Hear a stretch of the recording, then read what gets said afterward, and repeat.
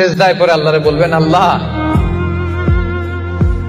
এই পৃথিবীতে আমি ছাড়া তোমার গোলামের অভাব নাই, কিন্তু তুমি ছাড়া আমার দ্বিতীয় কোনো রব নাই। চোখের পানি ছেড়ে আল্লাহরে ডেকে বলেন, আল্লাহ এই জমিনে আমি ছাড়া তোমার গোলামের কোনো অভাব নাই, কিন্তু তুমি ছাড়া দ্বিতীয় কোনো রব আমার নাই, তুমি ছাড়া দ্বিতীয় কোনো জায়গায় চাওয়ার সুযোগ আমার নাই। চোখের পানি ছেড়ে আল্লাহরে বলেন, আল্লাহ কোরআনে তুমি শিখিয়েছো ফরিয়াদীদেরকে কেউ যদি চায় ওই ফরিয়াদীদেরকে বারণ করা যায় না, তুমি কেমন করে এই অভাগা ফরিয়াদীকে আজকে ফিরিয়ে দিবা। চোখের পানি ছেড়ে আল্লাহর কাছে চা, সব তিনি দিয়ে দিতে পারেন। চিল্লায় বলেন ঠিক কিনা?